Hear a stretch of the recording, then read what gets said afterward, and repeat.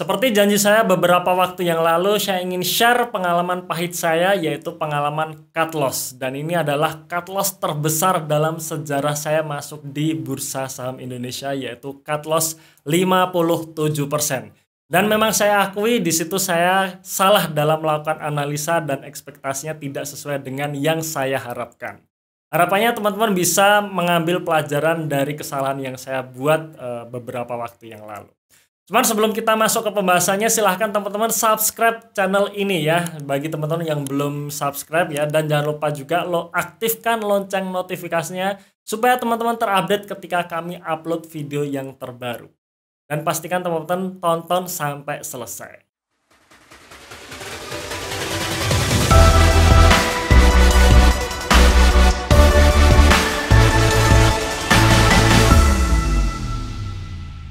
Oke, ini adalah gambaran portofolio saya di akhir tahun 2021 kemarin, di mana di akhir tahun kemarin saya pegang 14 saham ya. 14 saham yang saya pegang dan sampai saat ini pun saya masih pegang 14 saham. Cuman beberapa ini sudah saya jual dan saya ganti saham yang baru. Nah, saya bersyukur teman-teman sekalian bahwa di tahun kemarin walaupun saya cut loss di dua saham, yaitu cut loss GJTL di mana saya cut loss sekitar 20% dan cut loss satu saham ini yang akan kita bahas di video ini di mana saya cut loss lebih dari 50%, saya masih bisa mencetak kenaikan portofolio 34,65% dan saya bersyukur itu. Ya, saya cuman mengandai-andai kalau misalkan saya tidak beli dua saham ini, besar harapannya kenaikan portofolionya bisa mencapai 40% ya harapannya. Ya cuman ya sudah nggak apa-apa, sudah terjadi. Karena ternyata saya pun juga bisa melakukan kesalahan dalam analisa saham gitu ya. Nah sebenarnya portofolio saya ini bisa teman-teman akses di dalam website kami www.theinvestor.id. Nanti di dalam website tersebut ada menu The Investor Portfolio. Teman-teman bisa akses kalau pengen tahu cara saya dalam menabung saham setiap bulannya. Teman-teman bisa subscribe The Investor Portfolio. Oke, saham apa yang akhirnya saya melakukan cut loss lebih dari 50%, yaitu saham DAK atau PT Jaya Bersama Indo ya. Teman-teman pasti tahu ya, PT Jaya Bersama Indo ini adalah pengelola restoran The Duck King. Ini adalah restoran yang terkenal di Indonesia, terutama di kota-kota besar seperti Jakarta ya. Saya berharap waktu itu saham DAK ini bisa menjadi salah satu saham turnaround di dalam portofolio saya ya. Kenapa? Karena saya melihat kinerjanya memang terpuruk tapi neracanya sehat. Ya, jadi ciri-ciri saham turnaround itu adalah ketika harga sahamnya terjun bebas karena memang kinerjanya ambles, tetapi dia bisa survive. Ya, kinerja ambles ini salah satunya mungkin karena faktor ekonomi ya, faktor ekonomi saat itu. Seperti kalau kita lihat restoran The Duck King ini ketika tahun 2020 terjadi pandemi, kemudian PPKM, semua restoran ditutup, ya pasti kinerjanya ambruk. Dan ketika kinerjanya ambruk, harga sahamnya biasanya juga anjlok ke bawah. Nah, cuman saya melihat dari neracanya perusahaan ini bisa survive. Jadi harapannya ketika pandemi nanti selesai, restoran bisa dibuka lagi, kemudian pendapatannya naik, laba bersihnya naik, harga sahamnya bisa terbang lagi ke atas. Nah itu kira-kira harapan saya dari saham The Duck King ini. Tapi ternyata ya memang salah ya, karena saya sendiri juga bisa melakukan kesalahan dalam analisa. Nah kita akan bahas. Saya melihat neracanya sehat. Kenapa? Saya waktu itu melihat di posisi akhir tahun 2019. Jadi saya membeli saham DAK ini kurang lebih kira-kira pertengahan tahun 2020 ya. Nah aset saham DAK ini ya, atau aset emiten DAK ini adalah sebesar 1,4 triliun rupiah. Dan teman-teman bisa lihat di sini, dari 1,4 triliun rupiah tersebut, 900 miliarnya berupa uang kas. Ya, jadi bisa dikatakan perusahaan ini sangat kaya dengan kas ya. Lebih dari separuh persen aset berupa kas. Bahkan waktu itu harga sahamnya di market dihargai di 500 ya, dan 500 rupiah per lembar ini menunjukkan market cap 641 miliar rupiah. Jadi bayangkan, market capnya 641 miliar, sedangkan uang kas di dalam neracanya ada 900 miliar. Artinya ketika kita beli saham ini berarti otomatis kita dapat cashback, kira-kira seperti itu. Ya, itu pandangan saya waktu itu. Kemudian ada pertanyaan lagi, Mas Ras itu kenapa ada piutang gitu ya? Padahal yang namanya restoran ini kan orang bayar setelah makan orang bayar cash gitu. Nah teman-teman perlu ketahui ya bahwa restoran The Duck King ini kan restoran mahal. Rata-rata orang membayar pakai kartu kredit. Dan kartu kredit ini setelah digesek gitu ya, digesek dalam pembayarannya itu perusahaan tidak langsung mendapatkan uang gitu. Tapi harus menunggu diklaim dulu. Ya di reimburse dulu hasil gesekan itu yang berupa struk keluar itu dikirim ke bank, baru nanti bank akan transfer uangnya ke perusahaan. Jadi selama bank belum transfer uang ke perusahaan alias si pegawainya ini belum mengklaim kartu kredit ini ya, mengklaim struk dari pembayaran kartu kredit ini, maka ini dicatat sebagai piutang. Itulah kenapa restoran masih punya piutang. Seperti itu. Nah, jadi di sini kita lihat sebenarnya neracanya sehat alias perusahaan bisa survive, paling nggak tidak bangkrut saat kondisi memburuk seperti itu. Kemudian kalau kita lihat di sisi liabilitasnya, perusahaan ini juga nggak punya hutang gitu. Ya, hutang banknya hanya sekitar 11 miliar ya, 11 miliar dan 35 miliar. Berarti kalau kita jumlahkan sekitar 46 miliar ya, 46 sampai 50 miliar katakanlah. Sedangkan uang kasnya tadi masih ada 900 miliar. Jadi bisa dikatakan ya perusahaan ini secara neraca kuat gitu. Ya, kuat walaupun kinerjanya ambruk tapi neracanya kuat. Kemudian selanjutnya ya akhirnya saya pun beli pertama di harga 500, kemudian harganya ambles lagi, turun lagi sampai kalau nggak salah sekitar 300-an gitu.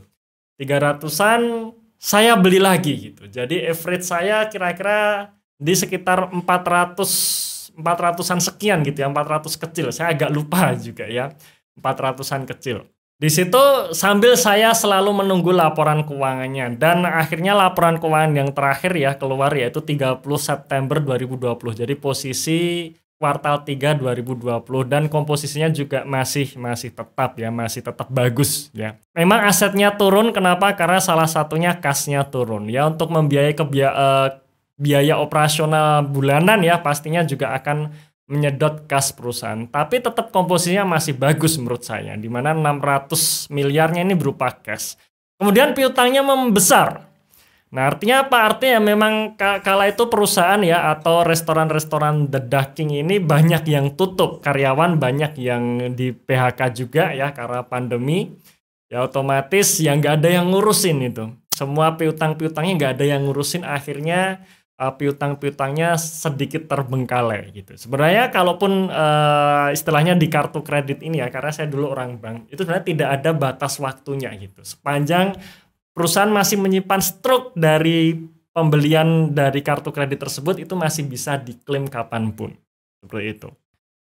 Kemudian liabilitasnya pun juga istilahnya masih baik-baik saja. Artinya memang kondisinya ini masih sehat. Ya, secara neraca sampai posisi kuartal 3 2020 ini masih sehat. Nah, maka waktu itu saya masih terus nge-hold. Cuman teman-teman sekalian yang memang saya lewatkan ya, saya miss dalam analisa ini adalah di mana pemiliknya sering melakukan repo. Ya, bahkan perusahaan atau pemiliknya ya, pemilik dari The Duck King ini sampai melakukan di mana kepemilikannya hanya tinggal 15% saja posisi terakhir dan sekarang sudah tinggal 5% saja. Nah sebenarnya repo ini apa sih? Repo ini sebenarnya hanyalah gadai gitu. Ketika kita butuh uang ya, atau mungkin si pemilik butuh uang tapi dia nggak mau menjual sahamnya, maka dia bisa gadaikan sahamnya ke sekuritas, dia dapat uang dari sekuritas tersebut. Dan di situ nanti ada kontrak nih kapan jatuh temponya, dan ketika jatuh tempo maka si peripo ini tadi ya wajib untuk menebus gitu, menebus harga sesuai dengan kesepakatan. Saya sendiri dulu pelaku repo ya saat saya masih aktif kerja di bank, dan repo ini nggak salah gitu dan memang bagus. Ketika bank-bank ini butuh likuiditas dan dia punya surat berharga, dia bisa melakukan repo ke bank lain atau bahkan ke Bank Indonesia. Ya dengan catatan ya setelah jatuh tempo ya harus ditebus. Ya, cuman ternyata di pasar saham itu tidak seperti di perbankan ya. Dimana kalau pasar saham rata-rata repo ini digunakan untuk pemilik dia mau exit seperti itu ya. Sedangkan kalau di perbankan repo ini digunakan ya untuk menambah likuiditas. Nah ini yang saya miss dalam analisa saya. Sampai akhirnya teman-teman sekalian ya, akhirnya saya sudah tidak bisa mentolerir lagi ya, bahwa kira-kira pertengahan tahun 2021 ya, pertengahan tahun 2021, laporan keuangan full year-nya tahun 2020 belum kunjung keluar. Nah, ini yang juga menjadi permasalahan. Ya, artinya apa? Artinya GCG-nya sudah nggak bagus. Salah satu GCG yang bagus adalah ketika perusahaan selalu tepat waktu dalam menyampaikan laporan keuangan. Ya, plus ya salah satunya si pemilik tidak main ripu-ripuan ini tadi gitu. Dan akhirnya Bursa Efek Indonesia pun mengirimi surat cinta kepada emiten DAX ini ya, di mana per tanggal 17 Juni 2021 BI mengirimkan surat kepada PT Jaya Bersama Indo untuk meminta klarifikasi tentang laporan keuangan yang belum terbit, dan ini jawaban dari the DAX-nya ya, dari emiten DAX-nya ya. Jadi karena beberapa karyawan mengundurkan diri akibat dampak COVID-19 gitu ya, dan juga banyak karyawan yang akhirnya positif COVID tersebut, maka proses pelaporan tertunda. Ya, dan ketika kita sebagai investor, sedangkan si emiten tidak bisa menyampaikan laporan keuangannya secara tepat waktu, nah inilah problemnya. Kita nggak tahu lagi kondisi fundamental perusahaan seperti apa, dan kita buta terhadap fundamental perusahaan. Akhirnya akibat dari surat ini, maka saya pun melakukan cut loss di saham DAX ya. Cut loss di saham DAX. Jadi kalau misalkan teman-teman sekalian ya, kalau misalkan pertama si pemilik tidak melakukan transaksi ripo-ripoan, kemudian yang kedua perusahaan selalu tepat waktu dalam menyampaikan laporan keuangan, maka saya pun akan tetap hold, bahkan saya akan melakukan averaging down saat harga sahamnya ambruk gitu. Dan karena dua hal inilah ya yang juga tidak kunjung selesai ya, artinya ya kita melihat pemiliknya tidak menebus saat jatuh tempo, akhirnya si sekuritas pegang saham DAX ini, dan karena si sekuritas ini tidak boleh mempunyai posisi saham, akhirnya dia jual ke publik. Sekarang porsi publiknya makin gede. Yang pertama, yang kedua, laporan keuangan juga nggak kunjung keluar sampai disuratin BI, ya sudah di situ saya tidak bisa mentolerir lagi. Saya melakukan cut loss ya, dan cut loss saya waktu itu sekitar 57%. Oke, itu tadi pengalaman saya dalam melakukan cut loss dari saham DAX sebesar 57%, dan semoga teman-teman mendapatkan insight atau mendapatkan manfaat dari video yang saya bikin ini. Oke, sehat selalu buat teman-teman sekalian. Tunggu video kami selanjutnya dan salam Passive Income.